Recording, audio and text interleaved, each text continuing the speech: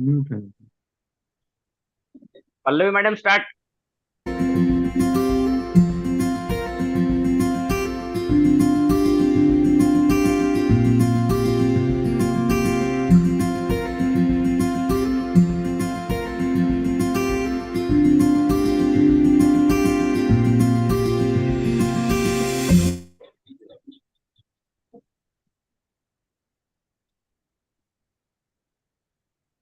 Friends, today we have Learning with Legend session, another series of academics we have started this year under the presidency of Dr. Ram Gopal Chezara sir. Today we have with us Dr. Satish Devpujari sir. He is very senior pediatrician from Nagpur. Then welcome Dr. Hemant Gangolia sir, Dr. Ramakant Patil sir, past presidents of Maharashtra IIP. Welcome Dr. Ram Gopal Chezara sir. He is current president of Maharashtra IIP.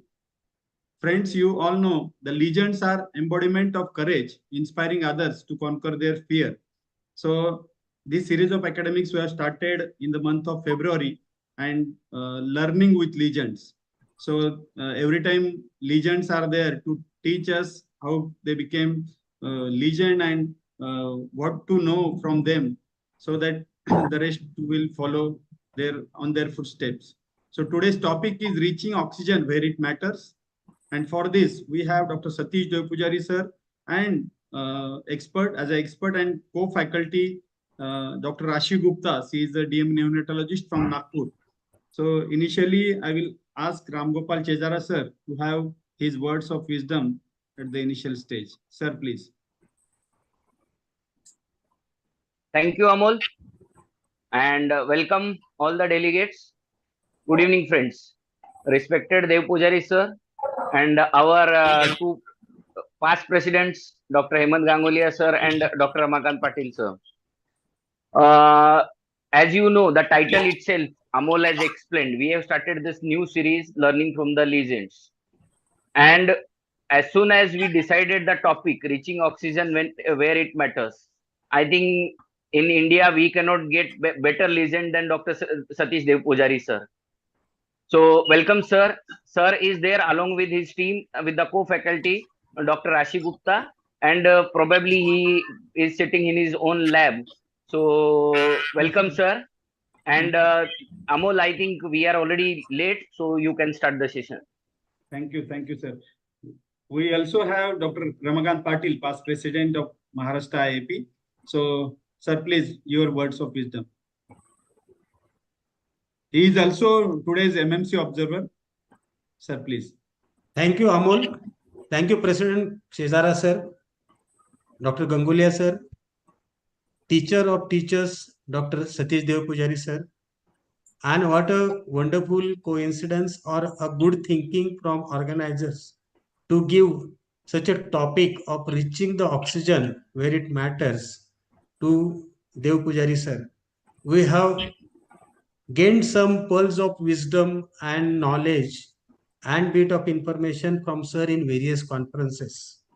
And I'm sure now we'll have many more things to learn from sir. And we all know now that in NICU, oxygen hood do not have role. Oxygen hood should be thrown away from NICU. We are causing more oxygen toxicity by using hoods. The flow required in NICU is not more than 2 liters. And this way, the single most still we now know is that oxygen is to be used as a drug, and it is to be titrated with the dose and administration, and full order should be there: how much oxygen, what dose, for how long, and when to wean off from oxygen. So with this, thank you, team Maha AP, Amol, Ram Gopal sir. I hand it over to Amol again. Thank you. Thank you, RD sir, for your words of wisdom.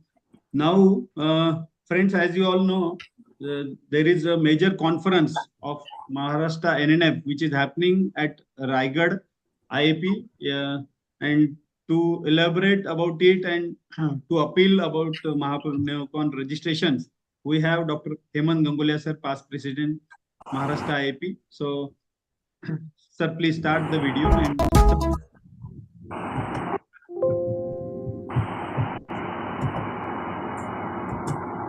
Respected office bearers of Maha-IP,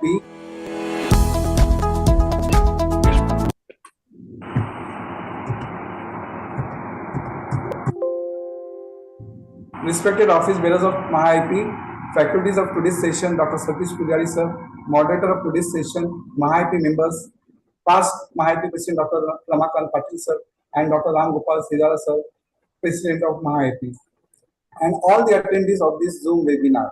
Indeed, great pleasure and extremely happy to meet you all here as past Maha-IP President 2022, and I feel extremely happy to see Maha-IP blossoming with great innovation and programs and growing all over. Greetings from Maha-IP Raigad, and thanks Maha-IP to give me the opportunity on behalf of Raigad. I am here to invite you all, each one and all, to Maha-NeoCon 2024 to be held on 21st June to 23rd June. IIP Raigad is privileged to host the prestigious 20th annual conference, NNF Maharashtra State, and we will just have a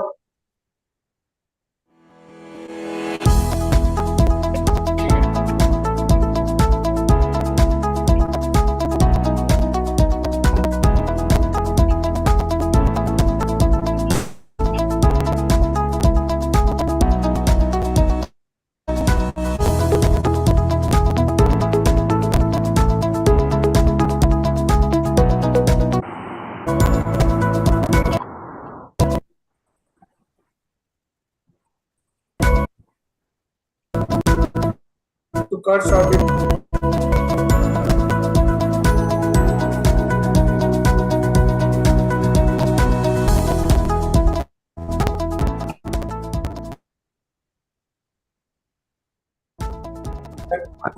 (2022), 21st to 23rd June 2024, CIDCO Exhibition and Convention Center. We are having 6 workshops, and all these 6 workshops are getting filled, and these 6 workshops are excellent. Dare to Care Neo Innovate Simulation Workshop, then Master the New Care NIV workshop, then we are having NRP workshop, Advanced NRP workshop, every new net counts. Then we are having this ventilation workshop, advanced ventilation workshop. Then we are having HINA workshop. This is the byproduct of Maha-IP, which was started in 2022, HINA workshop. And then we are having Neo Care for Better Future. This is workshop for nurses. And then we have 2 days conferences, well crafted and well designed, all having the well practical day-to-day neonatology issues. And we are having neonatology star words from all over the nation, across the nation, gracing the occasion. We are having Dr. Srinivas Burki, Dr. Ashish Mehta, Dr. Naveen Jain, and icing that cake will be the Professor Simin Irani oration, which will be given by Dr. Dinesh Cheta sir. Hope it will be a very good conference giving high quality practical knowledge, and please do register and welcome to the Maha-NeoCon 2022 conference to be held at Vashi, Navi Mumbai. Hope to see you all. Thank you very much, and thanks Maha-IP to give me the opportunity to invite you all for this Maha-NeoCon 2024. Thank you very much. Thank you, Dr. Iman Gangulia. Sir, friends, this is a very good opportunity of learning the neonatology in the conference. So there are many major faculties and stalwart faculties from across India. Now, hello ma'am, some noise is coming. Sir, all are muted. Okay.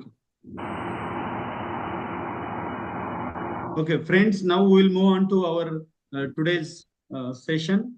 The topic of today's webinar is reaching oxygen where it matters. And to tell us about it, we have the great legend, the receiver of PM Udani oration in 2022, Dr. Satish Devpujari sir.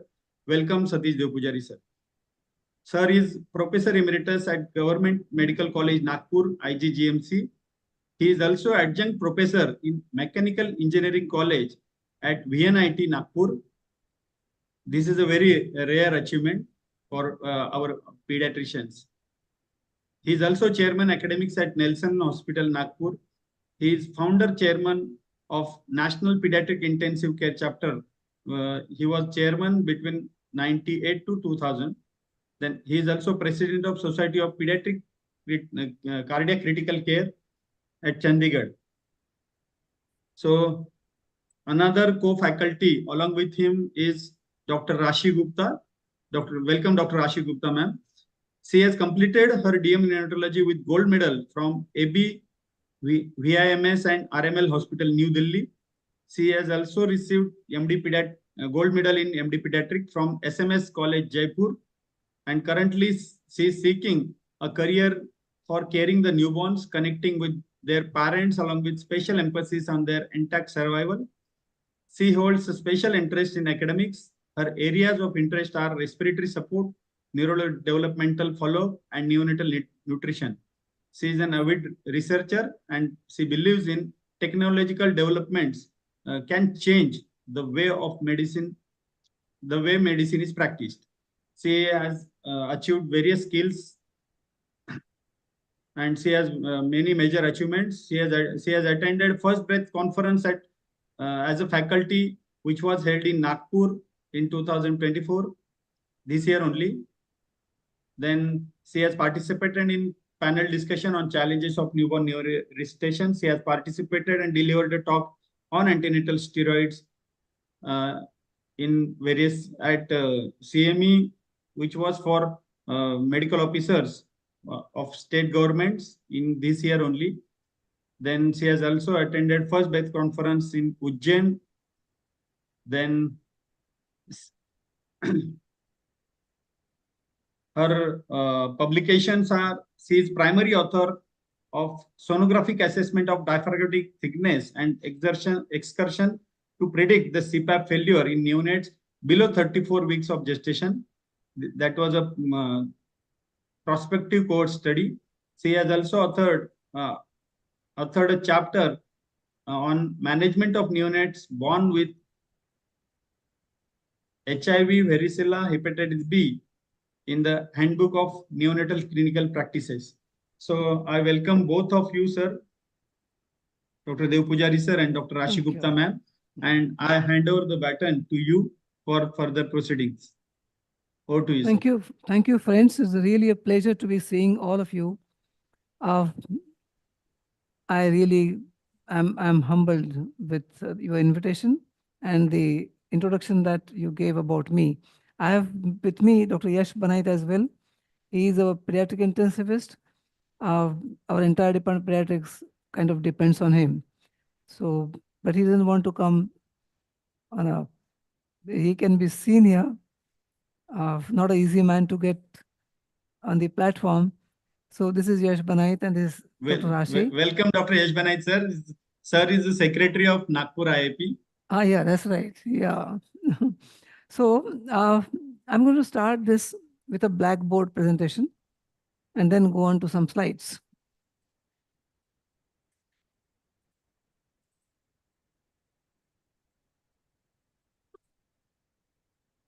I hope you can see me. Yes, sir. Yes, sir. Yes. Okay. So the whole journey of oxygen from the environment starts from the nasopharynx. We have about 20% oxygen here. And if you take atmospheric pressure of 760 millimeters of mercury, this would be about 150 millimeters of mercury, which is 20% of the atmospheric pressure.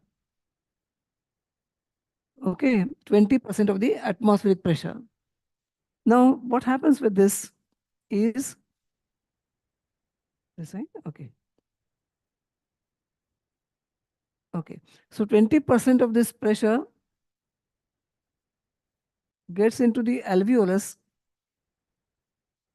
from about 150 millimeters of mercury.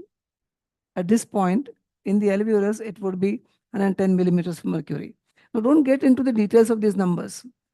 What I want to add here is when that happens, you add humidity, you consume some carbon dioxide, add oxygen, and then it goes down to be about 110 here. I will again make this clear. We have atmospheric pressure of 760 millimeters of mercury. The 760 millimeters, 20% of this would be about 150 millimeters of mercury. Now, this 150 goes down to alveolus to be 110 millimeters of mercury, because you add humidity to this, which is a very important component. You do consume oxygen, you add some carbon dioxide, and this goes down to 110. Now, the alveolus is covered with blood vessels. So when it goes across the alveolus, you will see it gets oxygenated. So as the blood moves across the alveolus, there is oxidation of this blood, and here it would be 100 millimeters of mercury. So in the artery, the partial pressure is 100 millimeters of mercury. In the alveolus, it is 110 millimeters of mercury. So the difference between 110 and 100 is just 10 millimeters of mercury. This is a very narrow gradient, and the oxygen goes through this in very difficult situations. Our entire art of surviving these patients would be, how do you shift the oxygen from the alveolus to the pulmonary capillaries? Now, just a model to teach you would be something like this. So you'll see this model here.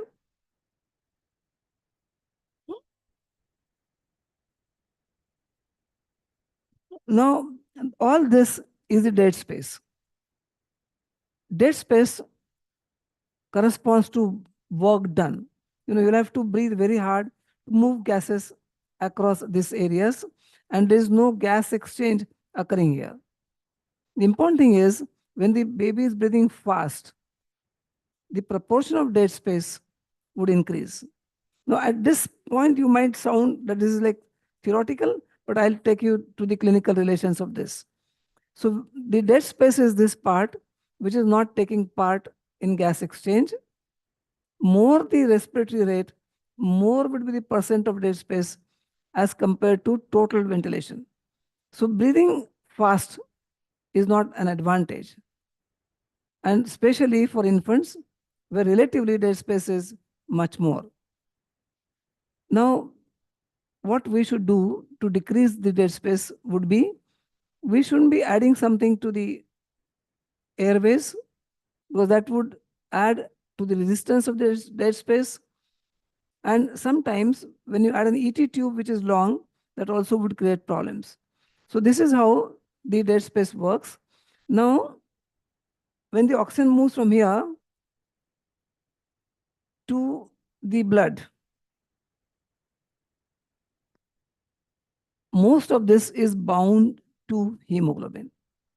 Only 2% of oxygen is free in the plasma. Now, it is 2% which is measured by the blood gas. Only 2% of the oxygen is in the plasma in free form, and that is measured in ABG. Now, you might ask, what is more important, ABG or pulse oximetry? Because pulse oximetry is measuring the oxygen bound to RBCs, to hemoglobin, and that would be 98%. So what do you think? Which will be more important, pulse oximetry or ABG? Now, it is like this. ABG gives you the partial pressure. It is the driving pressure. It drives the oxygen from the environment to the alveoli. It's like, if your say bus is full of passengers, but if you don't have driver, this bus will not be able to move from one place to the other place. So both are extremely important, and both have their relevance. As I've told you, pulse oximeter shows you the amount of oxygen bound to hemoglobin. It's a quantum. But ABG will tell you how much oxygen will go from the environment to the blood, and from there ultimately to the mitochondria. I hope I have made this clear to you, that pulse oximetry shows you the oxygen bound to hemoglobin. and ABG shows you the free oxygen, which will conduct the oxygen from the environment to the mitochondria. Now, from here, we come to the oxygen dissociation curve, which is a very common thing that is taught to us. Now, it is very interesting that the God has divided this curve something like this. It's not like this. Now, what does it mean is, at some point, you can see here, at this point, it's about 98% of hemoglobin is saturated. So if you have partial pressure of oxygen, about 50 or 60, 90% of hemoglobin is saturated. That means the normal partial pressure would be 100. But even if it is 50, most of the hemoglobin is saturated. It's a very big advantage. God knew that there's an area of multi-story buildings. If the ODC would have been like this, on about 60th floor, you would need oxygen.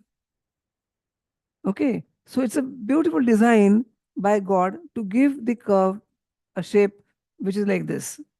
But the disadvantage of this is, you can see the curve is like this. So if the partial pressure falls beyond 60, the saturation would suddenly drop in. So the cutoff point for safety would be PaO2 of 60 with saturation of 90. That's very important. So if your saturation falls below 90, you should be concerned of this steep fall in hemoglobin saturation. At the same time, increasing saturation beyond this point, from here it will be 90, at the PaO2 of about 90,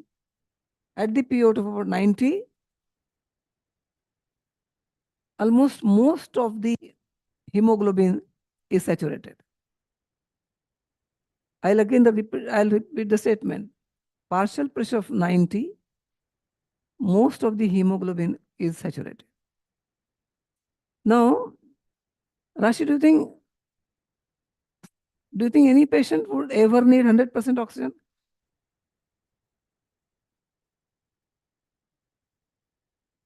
No, sir. Are you sure?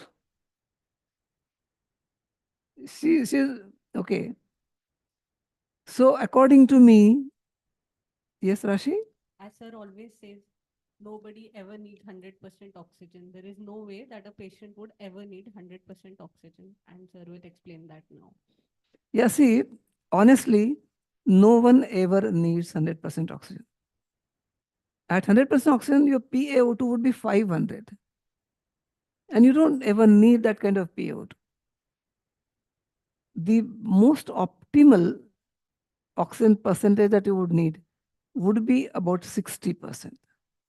Anyone who needs more oxygen than 60% would need something more than just adding oxygen. And that would be to keep the lungs expanded. So in fact, the most critical point, as we learn over a period of time, we realize that any of your patients, if they need oxygen more than 40%, they need to be in better setup. And we know in our country, we don't have FiO2 meter in most situations. And I strongly support the use of Venturi valves. So, Venturi valves is one device which is meant for our country for varieties of reasons. So in fact, these are the kind of valves that you get. These Venturi valves would cost you maybe about 400 rupees. But believe me, this is the right kind of a thing in the kind of an usual indoor practice. So this would give you air oxygen mixture. And it will also add humidity to oxygen. The worst thing that I've ever seen is oxygen coming out from the cylinder is awfully cold and horribly dry. I wanted to we have all devices to measure, but it would have been too complex to demonstrate. But when you get an oxygen coming out from a cylinder, it's an ice cold oxygen and horribly dry. especially for neonates, never ever give oxygen straight from cylinder. You will have to warm and humidify this, and it would be important to do that. In situations like ours, beyond infancy, the best thing would be to use Venturi valves. They would give you a percent of oxygen. And see, I don't have a dealership for Venturi valves. So I'm not going to sell the Venturi valves here. And even though there is nothing much to sell, it's about 400 rupees. But in my article in Indian Pediatrics some years back, I'd mentioned that one of the best things to do would be using these valves, because you never ever need 100% oxygen in any situation. That would be bad, because that would be cold, dry oxygen. Mix it with air, and then you must give that. The unfortunate part is, at birth, you need air or air oxygen mixture. Unfortunately, in my opinion, as much as 95% babies delivering in our country land up getting 100% oxygen. So in our first breath conference, we have stressed this point, and we have now made devices which would give you compressed air wherever you are. So you could be in Raigad, in other difficult areas, and this device will give you compressed air. We'll show you in few minutes what the device looks like. Now, the important thing would be also look into as to how the lungs expand. So when the air gets into the lungs, the expansion is something like this. The initial part is, you are increasing the pressure, but the lung is not expanding much. This would be the perfect point on which you'll get enough lung expansion. And of course, beyond this, it would be dangerous. So you should know this point, and this is what CPAP is, continuous positive airway pressure. In fact, the art of support is only one factor, maintaining FRC. And how do you maintain FRC? By giving CPAP. So, most often when you give oxygen beyond a particular percentage, please add continuous positive airway pressure to this. This would help in getting oxygen across the alveolar capillary membrane to the pulmonary capillaries, and then to the left heart and to the body. This will be one of the most important things we must start doing, because at this point of about 30-35% of oxygen, you better add continuous positive airway pressure. And again, giving continuous positive airway pressure is a very, very simple art. You don't need to be, kind of doing rocket science.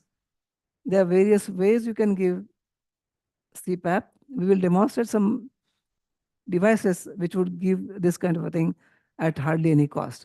So the important part in physiology to remember is that, one, you don't ever give 100% oxygen.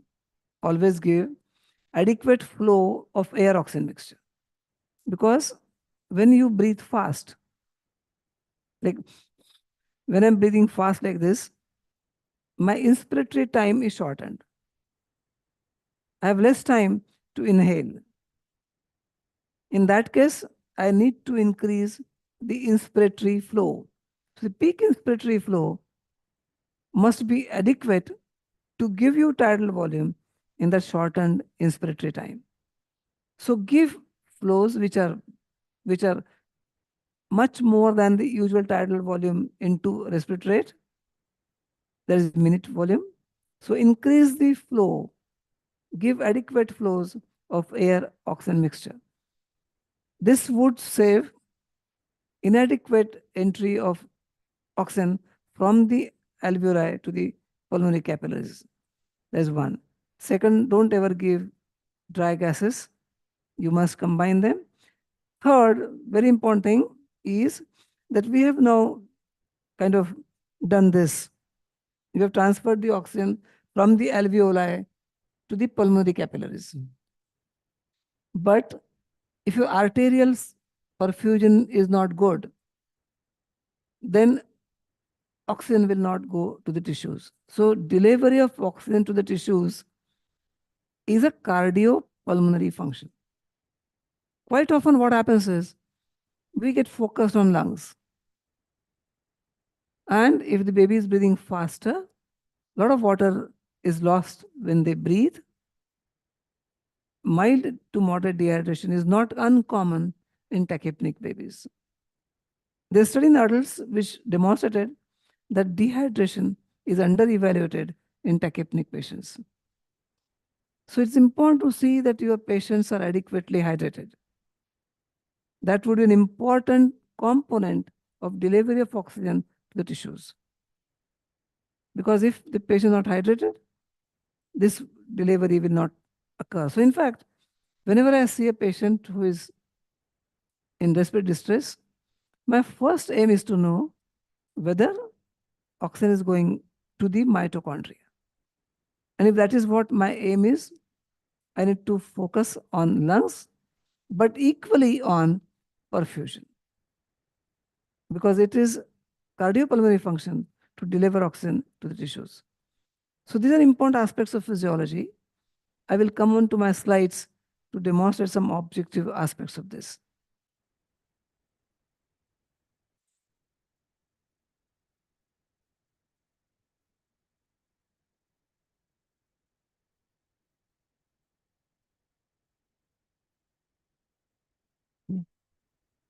Right, okay, 1 second.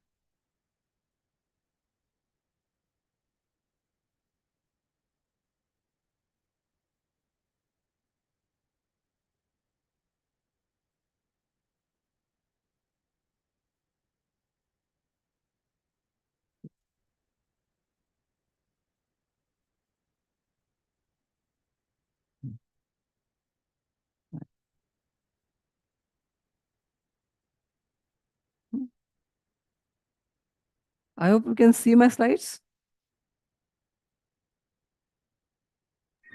Yes, sir. Yes, Yeah? sir. Yes, sir. Okay. Now, when it comes to lungs, lot often our focus goes on to lower airways and what happens to the parenchyma. But it is important to study upper airways. Especially in infancy, they play a fairly good amount of role when it comes to airway resistance. So we dissected upper airways, and I mean, I have a presentation in anatomy journals on this, but you can see that the upper airways are highly compromised when it comes to smaller child, and any small narrowing of upper airways is an extremely important component. And it is important to see that there is no surgical cause for narrowing of the upper airways, because that would be in fact fatal if not recognized in time. This is one of my dissections in lungs, and I'm showing you the inflation of lungs with normal saline. You can see when it expands, you can definitely see how the lung expansion occurs. This shows you something about the compliance of the lung. If the lung is rigid, it will not expand easily. A highly compliant lung could in fact burst and can cause pneumothorax. Again, coming back to this diagram of what would be the optimal place your pressure should be when you inflate the lung. You should be an optimal CPAP. Now, you might ask, what is an optimal CPAP? In a usual situation, you may not theoretically ascertain, but that would be about, say, something like 5 to 8 centimeters of water. Because if that would give you good enough expansion at lower pressures, you would not have to spend a lot of energy on expanding lungs. This shows you the ventilation perfusion relationship. You see the alveolus A, wherein the pulmonary capillary is remaining same as it crosses across the alveolus. The alveolus B shows you good oxygenation. When these two streams meet, it goes to the left atrium. And it is the combination of ventilation perfusion relationship which gives you the arterial saturation and the blood content in the artery. So, you need to look for achieving a good ventilation perfusion relationship. Forget about the theory. The best way to do is give adequate CPAP. If you give oxygen without CPAP, it's a half done job. And you must see that if your patient needs more oxygen than 40%. And how do you know that? Use Venturi valves.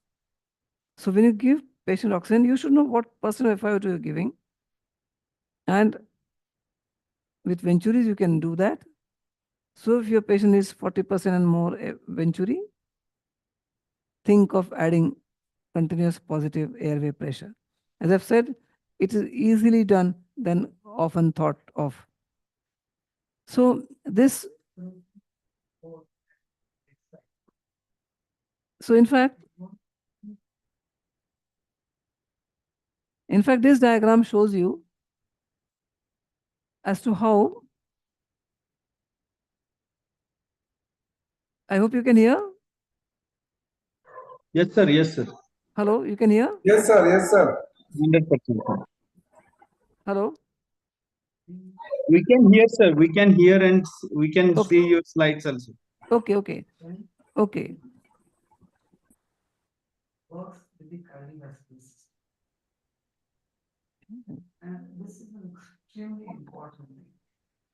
Just because you breathe adequately does not mean that it should will receive adequate oxygen and will be in a position to throw away carbon dioxide. So whenever you think of respiratory support, always ensure cardiovascular support. And this is going to be very, very important thought process that I would like to present in this moment. Especially when patients go on the so-called positive. Sir, sound is not clear. Huh? Okay, 1 second. Yeah, Okay. now we got it. Yeah. What happened, sir? Okay. So what I was trying to show in that diagram was that we have to think these two things together. Now this diagram shows you dead space as we saw in the earlier slide, and it's important to realize if your baby is tachypnic, a lot of space in the airways is wasted. This would result into increased work operating. So when it comes to supporting respiration, is respiratory failure a lab diagnosis? The answer is no. It is a clinical diagnosis supported by lab variations. Like for example, PaO2 normal is 100. Of 120 would be still a severe respiratory failure if your patient is on 100% oxygen. So there's no lab report on ABG which would tell you that this is respiratory failure. You need to take into consideration the clinical findings. Can we anticipate respiratory failure? The answer is yes. In fact, any child with increased respiratory rate and distress is a potential candidate for respiratory failure. If lungs are normal, can there be still failure of respiration? Yes. The answer is yes. This could happen in varieties of ways. Is ABG normal? Rule out respiratory failure? No. And what is an acceptable blood gas? PaO2 of about 60, 70 could be acceptable. CO2s of about 60 could be acceptable, provided this is correlated clinically and there is no potential to precipitate further deterioration in cardiac function. And there's a very important clinical classification, acute versus chronic. The whole management would be different in acute as compared to chronic respiratory failure. Now, please use this app on ABG. I'm showing you the video of this app. I'm sure you're seeing that as I'm increasing the hemoglobin concentration, the content of oxygen is increasing. So when you talk of pulse oximetric saturation or of ABG, always think of content. And when you think of content, you by default think of hemoglobin. So it is very important to know what the hemoglobin would be, because PaO2 normal, saturation normal, and low hemoglobin is as bad as any other respiratory abnormality. So by default, think of content of oxygen. In the app, you will get what the content could be. And the acceptable content could be about 10, 11. In babies with high hemoglobin, sometimes these values could be deceptively different. But remember to maintain and insert hemoglobin in any of your blood gas reports. This will be a very useful app for all of you to use alveolo-arterial gradient. And it's again very easy to use. Enter FiO2 and you will get the expected PaO2 in ABG, or you could know what the ABG PaO2 is, enter that and you will get the gradient. This gradient is very important because this, in fact, in the app, I have given the information as to when do you diagnose respiratory failure. Of course, if you are at a higher altitude, then you need to enter barometric pressure. It's very important. In fact, in India, we have the first course on DM in high altitude medicine, and I happen to be the faculty for that course. So in this situation, we are very good center at Leh. So a lot of these studies are done there. And that's where this app is very useful. You select the barometric pressure and auto adjust the app. Of course, that if you're not routinely flying at some place, this is not very important. But please use this app. On this you can know how severe your patient affected. Again, use Venturi wall to know FiO2, get an ABG, and use this app.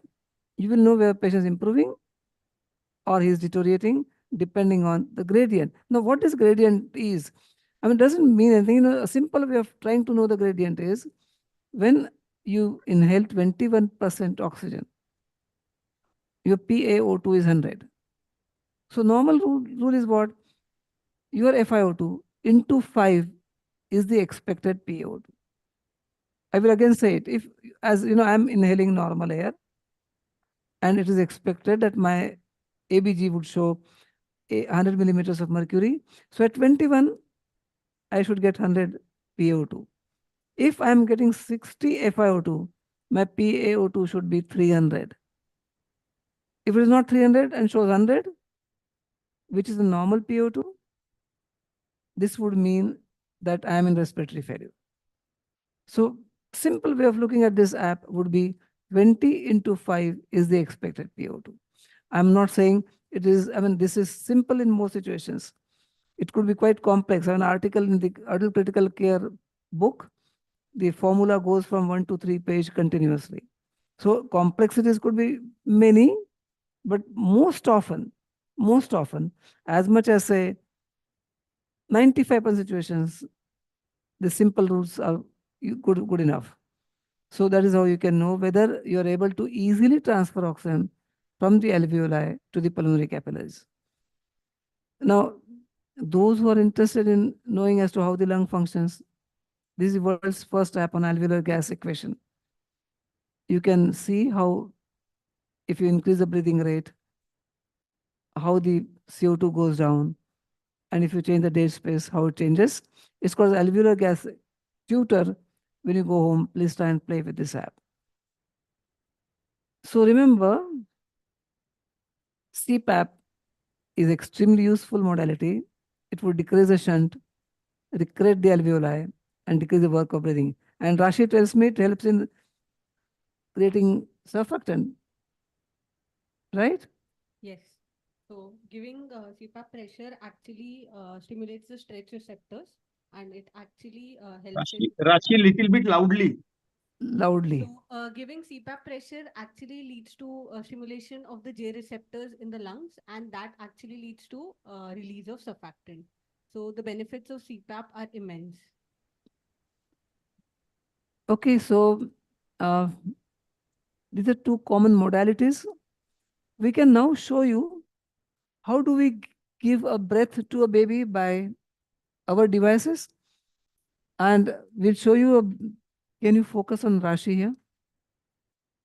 So this was inaugurated in Nagpur and Ujjain recently. So you're seeing a device called Neopap. This is one of its kind device which can give you breath with air, and you can add oxygen to that. So Rashi, can you demonstrate that? And you can see the menu in this device.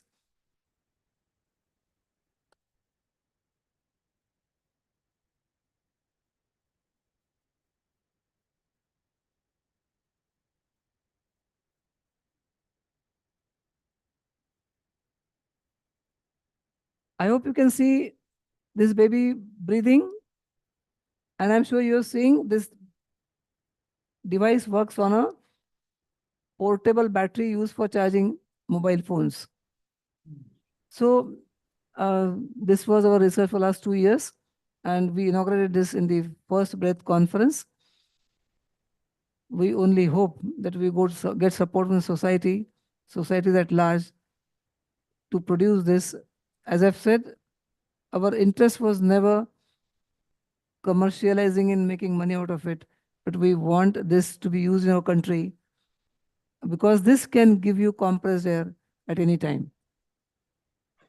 I hope you have seen it very clearly. Can you show it once again? Yes, sir. Chest rise and all things were seen clearly. Yeah, and you can see the graphics. See, the best of devices like this, which would cost you more than 1 lakh, don't operate on batteries, don't operate and show you graphics. If you give delivery room CPAP, the available devices will give you CPAP in the labor room, but would not continue this into the NICU. And this device would cost 1/4 of any of those devices. So it has all the features that our country needs when it comes to support to neonates from delivery room to the NICU. So this also has, I mean, all this is built and done in Nagpur. So software, hardware, everything is ours. And it is doable. In fact, we are so much dependent on other countries that we fail to realize that all this can be done. And we have been working here for some, so Dr. Rashi is my research associate. So we work on some of the crazy things that we have shown you. And you can see the, the other thing that I want to show you is, can you focus on the toxin cylinder flow meter? Can you see that flow meter? I have kept this flow meter purposely to show you the flow meter there. Yeah. Now, this is not a flow meter that we should use. It is dangerous. On Amazon, this could be on something like 800 rupees. The pressure inside the cylinder is 2000 psi. 1 psi is 75 centimeters of water. And in this, there's no reduction in the pressure. So what I would suggest is always use a device like this. Yeah. Yeah, Rashi, can you join? So in this device, there is 2-stage reduction in pressure. And it is very important. We expose our babies to tremendous pressures and sometimes don't get into the physics of what happens in ICUs. So please don't use those kind of devices. Imagine 2000 psi pressure in the cylinder. Multiply this by 75 to get into centimeters of water. And then it gets reduced to 50 psi. Even 50 psi, 15 to 75. Whereas our babies need maximum, how much, Rashi? 40, 50 centimeters of water? Imagine 40, 50 centimeters of water, which would be 1 or 2 psi. Okay. So sometimes I think it's very important that our neurology conferences should focus on a couple of these things. Most of the time the accidents happen because of these kind of things. Okay, so few slides on how HFNC works. And as I've shown, this is the area of nasopharynx. This was India's first oxygen helmet, which was done by us you can see that there. And this has saved thousands of lives during COVID time. This was my research with IIT Bombay. What I want to do is similar kind of partially flow challenged helmets can be done for neonates. But a lot of things that we use, foods, are not at all scientifically designed. So we need to really look as to how the gases flow. Like you can see here, this is seen, no? Right. You can see here, this helmet was kind of flow dynamically studied. Now you see this baby is breathing very fast. In fact, this is a dangerous breathing. This is paradoxical respiration and needs an immediate attention in spite of the fact the baby is active and could have good saturation.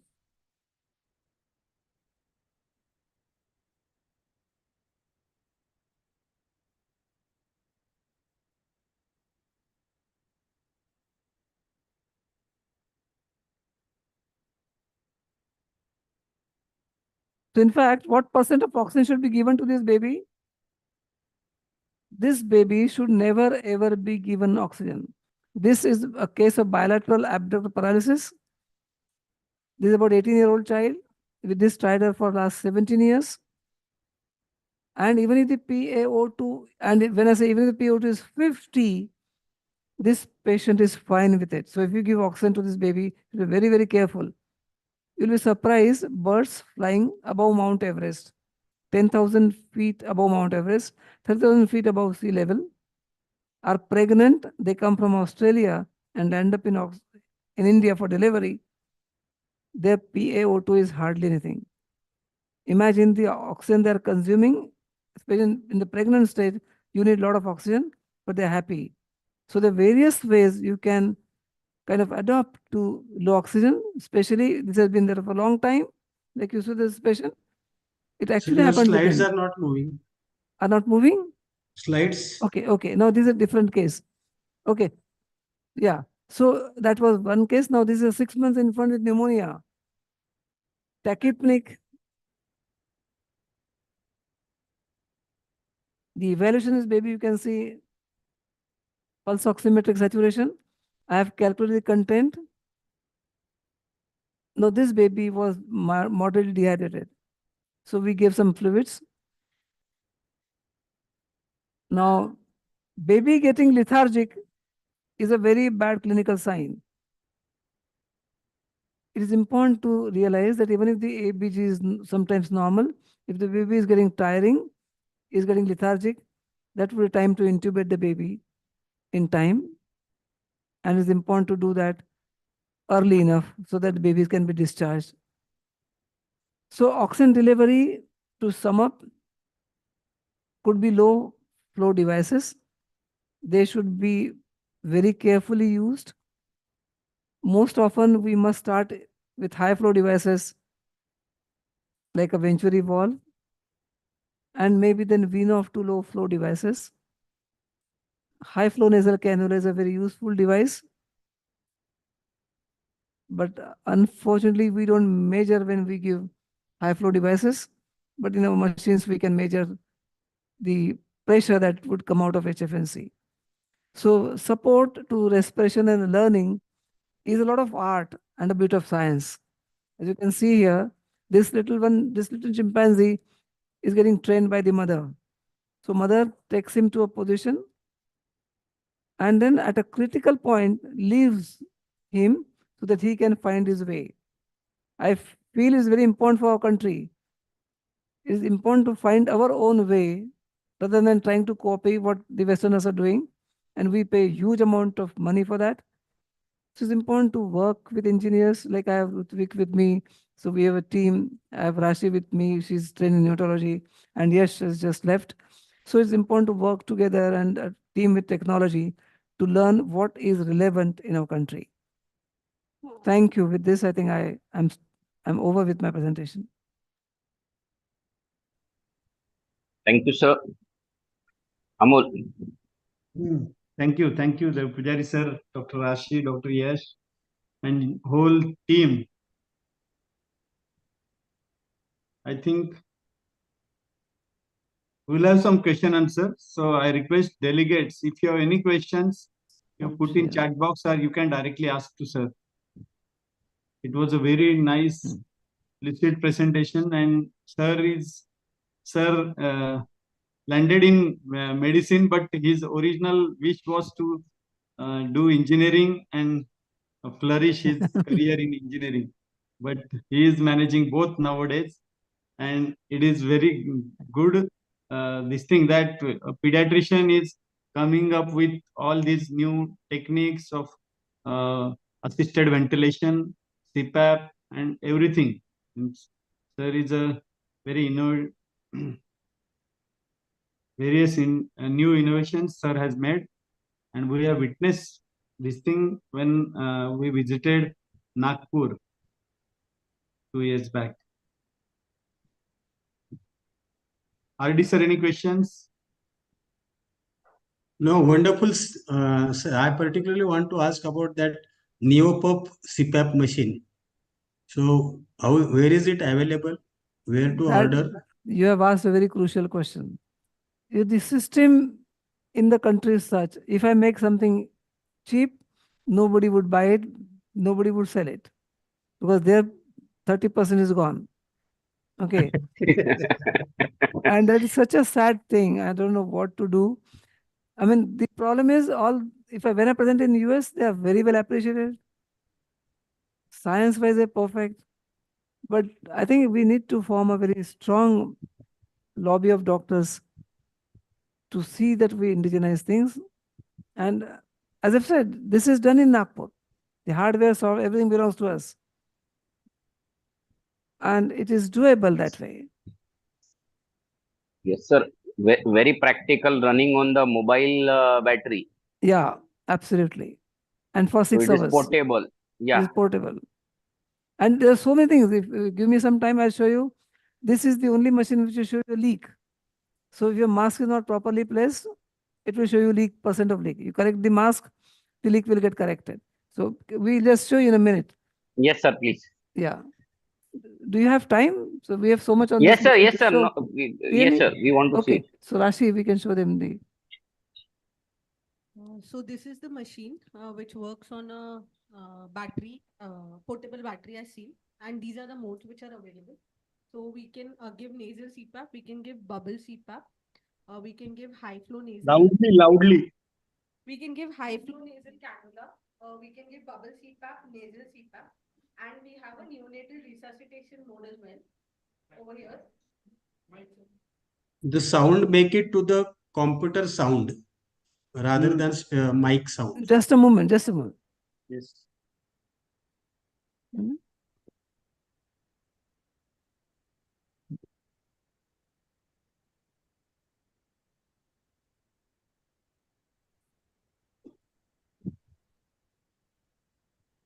Okay, now am I audible? Yeah, Yes, perfect. yes, yes. Okay, great. Perfect. Okay, so this is Neopap, right? And over here, as you switch it on a portable battery, these are the modes which are available.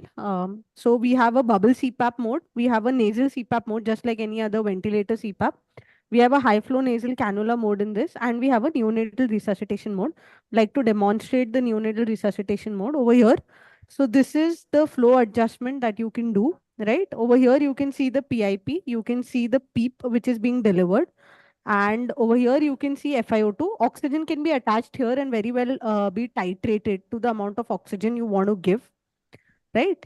And over here, PIP and FiO2 is visible. And as soon as I put this mask, so as soon as I start giving PIP, like you can see the graphs here, right? Is it visible? Yes. Yeah. Yes. So yeah, so these are the graphics and you can see the leak going to zero immediately. Can you see the leak going to zero? Yes. 4%, 2%. So if there's a leak in my mask, right? So this leak will never really go down and it will not give me the graphics and it will not deliver the pressure. So this is one of the major things we face with any TP's resuscitation. We really don't know whether the pressures are not enough or there's leak, right? So this is one feature. Then suppose at this flow, we need a higher pressure. We can always boost the flow and it will increase the pressures. It like over here, you can see the chest rise of the baby is just going to go up. So suppose I'm stuck up in a situation where the delivered pressures are not enough for chest rise, I can just press boost and it is going to deliver higher pressures, right? Not only this, this is so basically you can use any tubing with this machine because we have a feature of circuit compliance with it also. So any tubing you can attach to it and it is going to comply for it. So this is our neonatal resuscitation mode. Then you can also go to the bubble CPAP mode or the nasal CPAP mode where you can just set the required amount of pressure, right? So if there's no, you can just set the required amount of pressure and it is going to start delivering that pressures. And then this is FiO2. So basically whenever I attach FiO2 here, so I attach oxygen here by adjusting the oxygen flow as well as the air flow, which is a turbine based system. Basically I can adjust. Right now oxygen is not attached. Maybe we can also attach it and show it to you, but yeah, so you can adjust FiO2. Not only this, we also have audible alarms for pressure of 40 centimeter, which is classically used in neonatology. And we also have a thirst set alarm of 60% because as he has already told you in this lecture, and we've all learned from him that nobody requires an FiO2 of more than 60 without pressure. So we also have an audible alarm in this at 60. So these are the features of this machine. And also there's high flow nasal cannula also. So over here you can just attach a nasal cannula here and set up the flow and it will start giving you high flow nasal cannula. You can always attach it to a humidifier, then comply for the circuit and then just use this. So this is totally portable. You can just carry it anywhere you are delivering a baby and actually resuscitate the baby on air instead of oxygen, which is actually that is Sir's motto to, for this concept and this idea for it to reach not only India but around the world as well. Thank you. That is about the demonstration. So in case of Yeah. Rashi, Yes. if we want to use it as a CPAP, bubble Yes, CPAP, sir. Yes, yes, sir. do we need to put a finger on that Y No, connection? no, not at all, not at all, sir. This is It will just for generate. yeah, bilkul. If I This will close this to be circuit, yeah. connected to the bottle. Right, right, sir. So This bubble CPAP, the expiratory limb will go to the bottle. bottle. Right, Got sir. And in nasal CPAP, right? So you Hmm. can just attach it like you attach to a ventilator. That's it. You don't have to. Over right now, there's a leak because there's a mask. Suppose I use a nasal mask, any basically interface, it is going to generate the pressure. So this is particularly you are showing it a neonatal resuscitation in delivery room or back mask ventilation sort of Yes, sir. with Yes, sir. with blender of oxygen and air. Yes, sir. Yes. Matlab it has this is like a within itself, this is a compressed gas source. Basically, this is a compressed gas source. If we Yeah. want oxygen, it has an inbuilt oxygen blender as well. So if Yeah. you want Blender. oxygen, you can. It will be Yeah, a very useful device in the ambulance for the transfer of the newborns.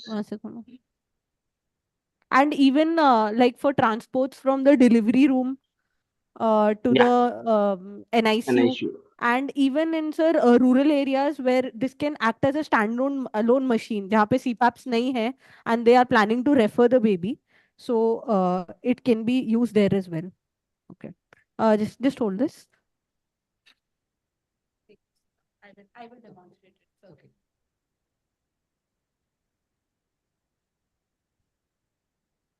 Rashi is an extremely enthusiastic girl. Looks like Come on, see now it's going 50 3%. Yeah. If it goes to beyond 60%, Can you hear the we alarm? can, Can you hear the alarm? you are hearing the alarm? This alarm is showing Yeah.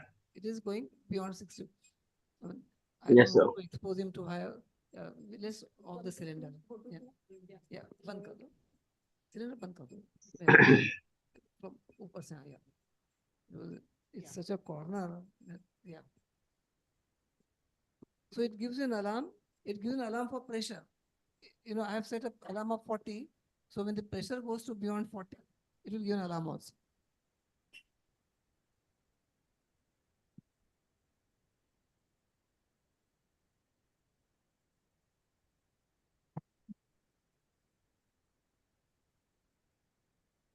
In fact, there's so much more that we can show you, but I think we'll leave it for next Yeah. webinar. But you know, this is what I mean. We have conferences, but we have to be decisive. That's what I feel. I mean, we have to make a pressure group. I mean, you know, like these are things doable.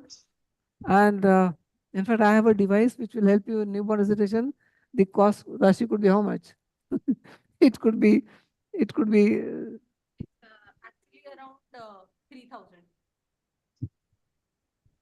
And it can be done. So, you know, all these are possible things. I think we should have a session on biotechnology in one of the NNF conferences. Sir, we can have at least on online platform. Definitely, we'll plan for the next month. Definitely will do that, no problem. Yeah. Sir, how your app is going to help us in extrapolate the oxygen content for oxygenation index or saturation index? No, I mean, it's, you know, the app gives you the platform for entering the pressures and the values. Okay. Now, for example, my app on iWatch, which was in our John Hopkins, is used in a big way there in US because you know, so you put the tap on iWatch, the values can be transferred to a consultant. But in India, there are not many people who use iWatch, so that becomes a bit sad. But a lot of things can be done. The most used app, of course, is ABG. That is the only app in the world which gives you a disease diagnosis. In fact, it can give you a diagnosis like laxity abuse when you use the values properly. Of course, there's so many other apps, but they are used when you enter the values in them. Thank you, sir. Dr. Bhavesh? There are some questions, Ram sir. Yeah. Yeah, you can take that. Sir, first of all, somebody has asked the link of your app. So you just put my please- name in iOS or Android, write Huh. Satya Deopujari, and you see all the apps. Okay, sir. Then there is one question. How to measure PaO2 to meaningfully interpret the PA ingredient? PA Pardon gradient. me, how to measure the, To measure the PaO2 yeah. to So meaningfully APG, interpret the AA gradient. right. So, you know, when you do an ABG, okay, you will get a PaO2 value. And as I've said, in the AA gradient app, one second, I'll show the app actually. Oh no, it's not sharing now, right? Okay. Share the screen. Share the screen. I want to show this app. Yeah.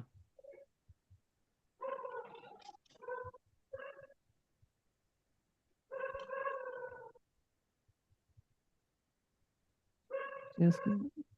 Yeah, this should take care. Yeah. Can you see the app now? Yes, yes. Yes. Yes, sir. This is the interpolation of the app on my Mac. Now, you know, you increase the FiO2. So, now, you know, let's put a patient who is 6 months bronchiolitis. You're giving him 30% FiO2, you know, using a Venturi valve. I have entered the FiO2. Okay. Now, I enter the ABG value. Suppose ABG showing 50 and the PCO2 is showing 60. The AA gradient is 102.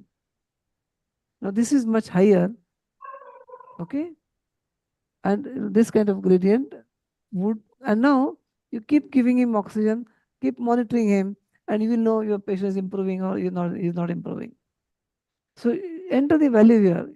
See FiO2 is so. Now one interesting thing I want to show you is normally we think that oxygen and CO2s are not related. But when I'm changing the value of CO2, you see the A gradient is changing. Have you seen that? The lower values, have you seen these values? Yes, You yes, see an arrow here? yes. Now see, when I'm changing the CO2 value, the A gradient is changing. So oxygen is partly dependent on CO2 values also.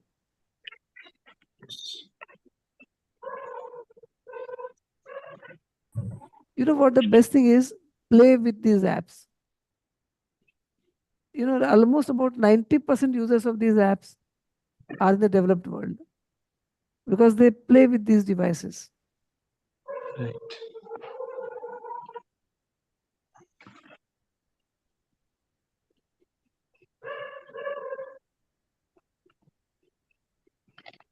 Any other question? Sir, there is one comment from Dr. Aarti Kenikar ma'am. She is HOD pediatric at BJ Medical College, Pune. This is a good device, sir, and she suggests it can be submitted to DH and can be used in 108 ambulances and SNCU also. And her team is using her ma'am's patented indigenous bubble CPAP in hospitals. So about ambulance and SNCU. This can be used everywhere. My heart burns for this. We can do things. Unfortunately, system. You have seen the vaccine war movie. No. You must see sir. the vaccine war movie. That is a real story. It's very difficult for innovators in India to work. Yes. If groups like us, if you know some influential ministers or the chief minister, I don't know how long they will remain and how often they would change. But unfortunately, that's the way. And what happens then? This technology will be taken up by Chinese and will be sold to us. So that is the part of it. Right. Then Dr. Sushma Save is, she is asking, there is HME filter on the machine and how frequently it requires a change. Yeah. So these are standard filters. By and large, they can be used for about a week's time, and the specifications will come with the filter. So the filters come with their additional cost. No, not much. I mean, they could be about some 100 rupees or something like this, and they come up with the specification as to how many hours you should use it.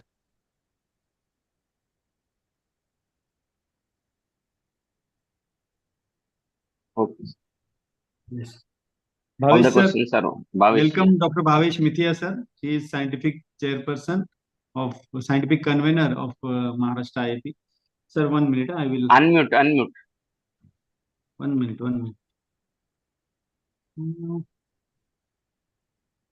Pallavi ma'am. Okay, now okay. permission.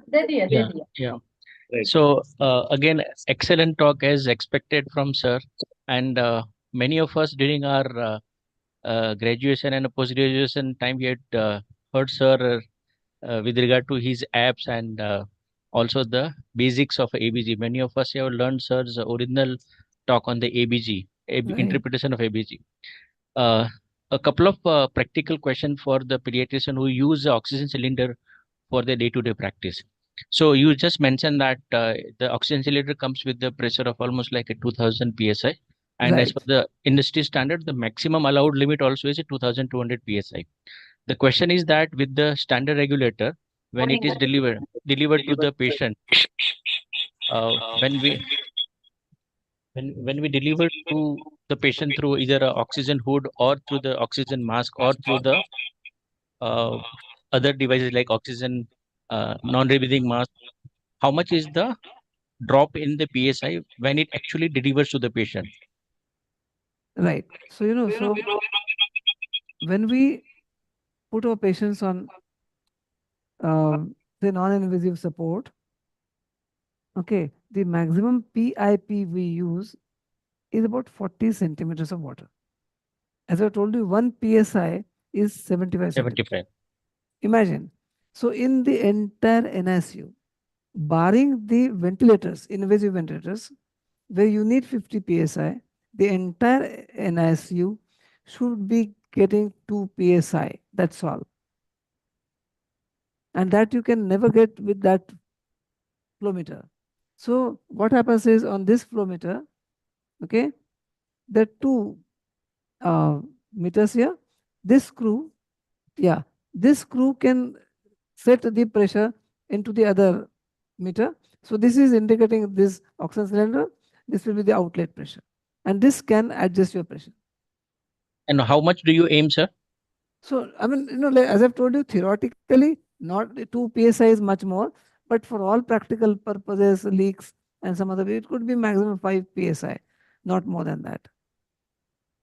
And I was wondering that in that case, how come the oxygen cylinder is so available with the such a high PSI? Because even in the adulthood, exactly. No, it's not. You know what? At 2000 psi, you compress the gas. Okay. If you get 50 psi, then it would be 500-bed hospital cylinder. The volume could be that big. Because this is a compressed gas. So when they compress the gas, the pressure is high. no, I was wondering that if that is the only requirement for neonate or even children, or for the Yeah. matter in adult patients, why the industry standard does not have the regulator with the lower PSI? Why they are still We available? don't buy it. They have it. We don't buy it. Okay. That is Okay. recommended also. Yeah. Excellent. More practical tips, sir. Thank you so much. Thank you. Thank you. Amol, you can sum up. Yes. Thank you, Dr. Dev Pujari sir, Dr. Yash Banait sir, then Dr. Rashi Gupta ma'am for a very lucid presentation and very practical presentation. And last year also, sir has came up with the very innovative session on Maharashtra IP platform. That was Chat GPT, the use of Chat GPT. That was also very much liked by all the Maharashtra IP members. So on behalf of this topic was very much needed, sir, because they too much oxygen can lead to various various hazards on the newborn's brain and various tissues and heart also. So it was a very great presentation by you and your team also. So on behalf of Maharashtra IIP, I once again thank you for this presentation, and we'll be hoping for many new innovative presentations from your side, and when to tell you to tell all the delegates and all the guests who are there.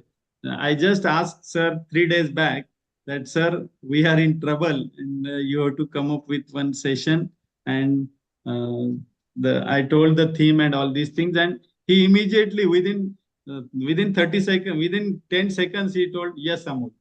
Only we have changed the date from 16 to 17. And RD sir was also kind enough that he has agreed to shift this because he is the MMC observer. And so thank you once again, Satish sir. And thank you all the delegates. If you have any questions at present, you can ask directly to sir. So I request delegates to put the questions in chat box, or you can directly ask. If there are no questions, then we'll wind up. We'll wait for your questions. I think. Somebody has asked, Dr. Kishore Rathi sir has, can we have access to recording? Yes, sir. We will post the post session link with the message tomorrow morning. So you can watch the entire this webinar on YouTube from tomorrow onwards. So thank you once again, sir, and all the delegates for kind listening, and also Dr. Pallavi, also Mrs. Pallavi ma'am for the backup support, and Dr. Vishal for the innovative flyer. So thank you all once again, and good night to all.